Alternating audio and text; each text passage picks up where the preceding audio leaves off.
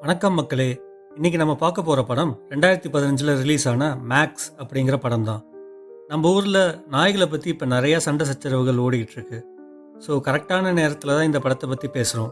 வாங்க படத்துக்குள்ளே போகலாம். இந்த படத்தோட ஹீரோ ஒரு நாய் தான். அதை தவிர்த்து முக்கியமான கேரக்டர்னா அது ஜஸ்டின் அப்படிங்கிற ஒரு 15 வயசு பையன். அவனுக்கு அப்பா அம்மான்னு ஒரு அண்ணன் இருக்கான். ஜஸ்டினோட அண்ணன் யூஎஸ்ஏவோட நேவியில் வேலை செய்கிறான். இப்போ அவன் ஆப்கானிஸ்தானில் டிப்ளாய் பண்ணியிருக்காங்க. ஒரு நாள் ஜஸ்டினோட அண்ணன் வழக்கமாக செய்கிற செக்யூரிட்டி செக்லாம் செஞ்சுட்டு இருக்கும்போது ஒரு வீட்டில் நிறைய ஆயுதங்கள் பதுக்கி வச்சிருக்கிறத கண்டுபிடிக்கிறான். அவனோட கூட வேலை செய்கிற ஃப்ரெண்டு தான் அதை பத்திரமா மிலிட்ரி கேம்பஸுக்கு கொண்டு வர வேலையே செய்கிறான். ஆனால் அவனோட சீனியர் ஆஃபீஸர்ஸ் கிட்ட போன ரிப்போர்ட்டில் இந்த ஆயுதங்களை பற்றி எதுவும் சொல்லலை. உடனே ஜஸ்டினுக்கு அவன் ஃப்ரெண்டு மேலே சந்தேகம் வந்துடுது. ஆனாலும் அவனை காட்டி கொடுக்காம அவன் ஃப்ரெண்டுக்கு வார்னிங் தந்து விட்டுடுறான். இந்த மாதிரி மிலிட்ரி ஆப்ரேஷனுக்கெலாம் ஜஸ்டினோட அண்ணன் போகும்போது அவனோட கூட போகிறது மேக்ஸ் அப்படிங்கிற ஒரு ட்ரெயின்டு மிலிட்ரி டாக்.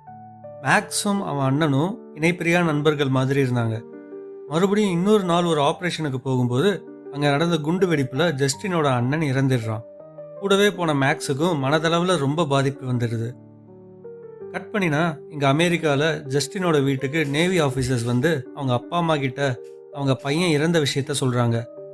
அவங்க அம்மாவால் தாங்க முடியல. அவங்க அப்பாவும் நேவியில் வேலை செஞ்சு அவரோட காலை இழந்தவருங்கிறதுனால அவர் கொஞ்சம் உறுதியாக இருந்தார். ஜஸ்டினோட அண்ணனுக்கு இறுதி மரியாதை நடக்கிற இடத்துக்கு மேக்ஸை கூட்டிகிட்டு வராங்க ஆஃபீஸர்ஸ். அந்த குண்டு வெடிப்பு நடந்ததுலேருந்தே மேக்ஸை கண்ட்ரோல் பண்ணுறது கஷ்டமாகிடுச்சு. யாரை பார்த்தாலும் குறைக்கிறது கடிக்கிறதுன்னு பண்ணிட்டு இருந்த மேக்ஸ் அங்கே வந்த உடனே ஜஸ்டின் கிட்ட போய் அமைதியாக நின்றுடுச்சு. கொஞ்ச நாளைக்கு அப்புறம் ஜஸ்டினோட அப்பா அம்மாவுக்கு ஒரு இன்ஃபர்மேஷன் கிடைக்கிது. அதாவது மேக்ஸ் ரொம்ப அவுட் ஆஃப் கண்ட்ரோலாக இருக்கிறதுனால ஆர்மியே அதை கருணை கொலை பண்ணிடலாம்னு முடிவு பண்ணிட்டாங்கன்னு. இதை கேட்ட உடனே ஜஸ்டினோட அப்பா அவர் ஃபேமிலியோடு போய் மேக்ஸை பார்க்கணும்னு போகிறாரு. அவங்கள பொறுத்தவரை மேக்ஸை பார்க்கும்போது அவங்களோட பையனை பார்க்குற ஞாபகம் வந்ததுனால அவங்களால இந்த முடிவை ஒத்துக்க முடியல. அங்கே இருந்த ஆஃபீஸர்ஸ் கிட்ட நாங்கள் தத்து எடுத்துக்கலாமான்னு கேட்குறாங்க. அவங்களும் அந்த நாய் ஜஸ்டினோட நல்லா பழகிறத பார்த்த உடனே சரின்னு ஒத்துக்கிறாங்க. மேக்ஸை ஜஸ்டினோட வீட்டுக்கு கூட்டிகிட்டு வராங்க. ஆனால் இதில் ஜஸ்டினுக்கு சுத்தமாக விருப்பம் இல்லை. அவனுக்கு அவன் அண்ணன் போன துக்கத்தில் இருந்தே வெளியே வர முடியல. இதில் மேக்ஸ் எல்லாம் பார்த்துக்க முடியாதுன்னு சொல்கிறான். அவங்க அப்பா தான் திட்டி அவனை மேக்ஸ் கூடவே இருக்க சொல்கிறாரு. மேக்ஸை புரிஞ்சுக்கிட்டு அதை எப்படி ஹேண்டில் பண்ணுறதுன்னு மேக்ஸோட ஃப்ரெண்ட்ஸ் அவனுக்கு ஹெல்ப் பண்ணுறாங்க. இப்படி போயிட்டு இருக்கும்போது ஒரு நாள் ஜஸ்டினோட வீட்டுக்கு ஒரு கெஸ்ட் ஒருத்தர் வராங்க. அது யாருன்னா ஜஸ்டினோட அண்ணனோட கூட வேலை செஞ்சவர். இவங்களோட ஃபேமிலி ஃப்ரெண்டும் கூட. அண்ட் இதை விட ஒரு முக்கியமான விஷயம், ஆப்கானிஸ்தானில் ஆயுதங்கள் கிடைச்சதை மேலிடத்தில் ரிப்போர்ட் பண்ணாமல் விட்டார்ல ஒரு ஆஃபீஸர், அவர் தான் இவர். ஜஸ்டினோட அம்மா அந்த ஆஃபீஸரை கூட்டிகிட்டு போய் மேக்ஸை காமிக்கிறாங்க. மேக்ஸை பார்த்தா சந்தோஷப்படுவார்னு நினச்சாங்க. ஆனால் அவருக்கு ஷாக்காக இருந்தது. மேக்ஸை கொல்ல சொல்லி ஆர்டர் போட்ட அப்புறம் எப்படி இன்னும் உயிரோடு இருக்குன்னு குழப்பமாக இருந்தார். மேக்ஸும் இவரை பார்த்த உடனே மேலே வந்து பாய பார்த்துச்சு. நல்ல வேளை ஜஸ்டினும் அவனோட ஃப்ரெண்டும் இருந்ததுனால தடுத்துட்டாங்க. இப்படி மேக்ஸ் நடந்துக்கிறத பார்த்த ஜஸ்டினோட அப்பா அடுத்த நாளே ஒரு பெரிய இரும்பு கூண்டை செஞ்சு வீட்டு கொல்லையில் வச்சுட்டாரு. இனிமேல் மேக்ஸ் அதுக்குள்ளே தான் இருக்கணும்னு ஆர்டர் போட்டாரு. வீட்டுக்கு வந்த அந்த ஆஃபீஸர் அடுத்த நாள் ஜஸ்டினோட அப்பாவை பார்த்து அவருக்கு நேவியில் சண்டை போடும்போது நிறையா குண்டடி காயங்கள் பட்டதில் அவரை ரெஸ்ட் எடுக்க சொல்லி நேவி விடுவிச்சிட்டாங்கன்னு சொல்லி ஏதாவது வேலை கிடைக்குமான்னு கேட்குறாரு. ஜஸ்டினோட அப்பாவும் அவரோட ஸ்டோரேஜ் யூனிட்டில் சூப்பர்வைசர் வேலை இருக்குது பார்க்குறியான்னு கேட்க டபுள் ஓகேன்னு சொல்லி அங்கேயே ஒரு யூனிட்டில் தங்கிக்கிட்டு வேலையும் செய்கிறான். ஜஸ்டினோட அப்பா அவன்கிட்ட ஏன் மேக்ஸ் அப்படி நடந்துக்கிட்டான்னு கேட்கும்போது ஆப்கானிஸ்தானில் அவரோட பையனோட ஆப்ரேஷனில் இருக்கும்போது மேக்ஸ் கண்ட்ரோல் இல்லாமல் அவர் பையனையே அட்டாக் பண்ணிடுச்சு, அதனால தான் அவரோட பையன் கவனம் சிதறி குண்டு விபத்தில் செத்துட்டான்னு சொல்கிறான்.